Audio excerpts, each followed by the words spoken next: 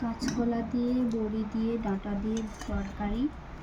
আর এখানে করেছি পটল ভাজা, এখানে করেছি কালকে শাক ছিল, শাক ভাজা, কলমি শাক ভাজা।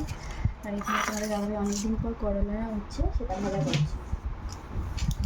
কালকে যেহেতু মাংস খাওয়া হয়েছে, আজকে আর কোনো কিছু নাই, হালকা পাতলা রান্না করছি। তো চলো, আজকে দুপুরের লাঞ্চ মিলে আমাদের এটা। তোমরা দুপুরে কি খাওয়া গেলো অবশ্যই তুমি এটা।